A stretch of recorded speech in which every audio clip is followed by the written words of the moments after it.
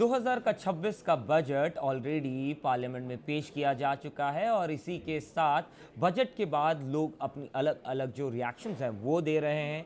ये बजट कहीं ना कहीं वर्तमान और भविष्य दोनों को जोड़ता है और साथ ही में एक शानदार बजट निर्मला सीतारमण जी के द्वारा। इसी के बारे में बात करने के लिए हमारे साथ मौजूद हैं कमल बाली साहब और मीनाक्षी सिंह मैम।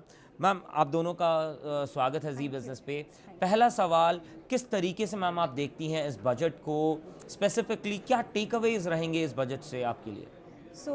मेरे ख्याल से ये बहुत एक प्रैग्मेटिक और एक ऑप्टिमिस्टिक बजट है एंड हम लोग आउटले से हम लोग आउटकम पे मूव कर रहे हैं, जहाँ पे प्राइम मिनिस्टर का जो विज़न है और विकसित भारत ऑफ 2047 की तरफ हम मुड़ रहे हैं।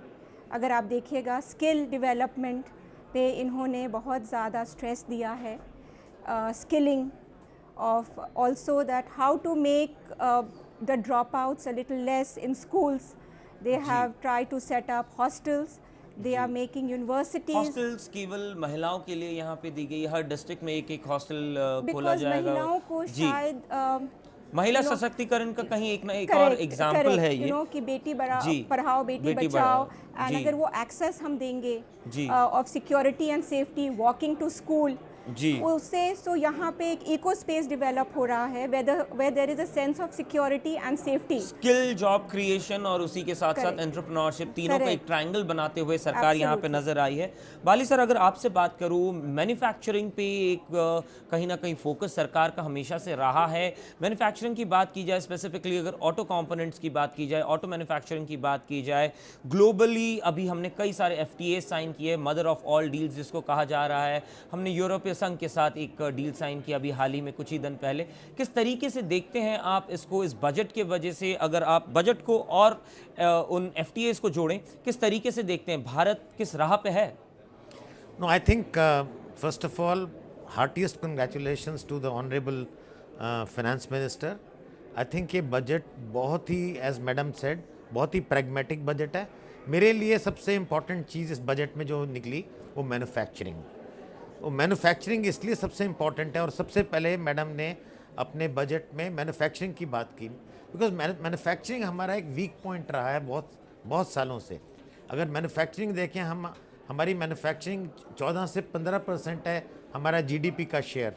आप कोई भी इकॉनमी देखें जो ग्रो करी है, उसको मैन्युफैक्चरिंग ने एंकर करा है। जैसे कोरिया देख लीजिए, आप चाइना देख लीजिए, तो 25% ऑफ GDP मैन्युफैक्चरिंग रहता है। हमारा मैन्युफैक्चरिंग बहुत कम रहा है। इसके कारण क्या फ़ायदा होगा अगर मैन्युफैक्चरिंग ग्रो करेगी? इसका मल्टीप्लायर इफेक्ट होगा जॉब्स के ऊपर। सबसे पहले जॉब्स क्रिएशन मैन्युफैक्चरिंग करता है। एक जॉब मैन्युफैक्चरिंग में मैनी जॉब्स क्रिएट करता है सर्विसेज में। So I think that is the first one. दूसरा, अगर अब हम ज़्यादा कुछ बनाएंगे, अपने भारत में ज़्यादा बनाएंगे, तो हम उसका एक्सपोर्ट भी करेंगे। एक्सपोर्ट करेंगे तो जो हमारा इम्बैलेंस है, करंट अकाउंट डेफिसिट है, क्योंकि आज की डेट में हम इंपोर्ट ज़्यादा करते हैं एक्सपोर्ट से, तो हमारी करेंसी पे प्रेशर रहता है। दैट इज़ वाई आप करेंसी देख रहे हैं 92 पे पहुंच गई है। अगर हमारा करंट अकाउंट डेफिसिट नहीं होगा, सरप्लस हो, तो करेंसी का movement, the demand of dollars will be, तो ये भी मैन्युफैक्चरिंग करेगी। तो starting point is manufacturing again. The third is very very important कि मैन्युफैक्चरिंग के साथ मैन्युफैक्चरिंग को इंफ्रास्ट्रक्चर चाहिए। वो इंफ्रास्ट्रक्चर भी कंट्री रेगुलरली प्रोवाइड कर रही है, one budget after the other budget. So और अगर आप पिछले कुछ महीनों में देखें, जैसे आपने बोला EU इंडिया FTA हुआ, रेटिंग एजेंसीज ने हमारी रेटिंग अपग्रेड करी, इंडिया की रेटिंग अपग्रेड करी। GST के सेकेंड जनरेशन रिफॉर्म्स हुए, लेबर कोड्स को इंट्रोड्यूस कर दिया गया।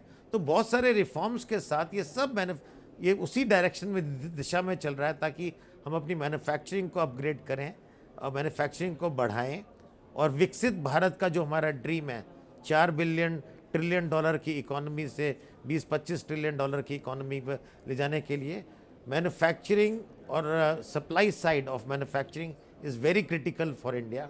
और I am so happy that the first mention in this budget was all about manufacturing. जी, मैडम ने पूरा मैन्युफैक्चरिंग पे ही पहले बात करा, 7 सेक्टर्स कवर करे हैं और सिर्फ मैन्युफैक्चरिंग सनराइज सेक्टर्स में ही नहीं, मैन्युफैक्चरिंग जो हमारी लीगेसी सेक्टर्स हैं, टेक्सटाइल्स, फार्मा,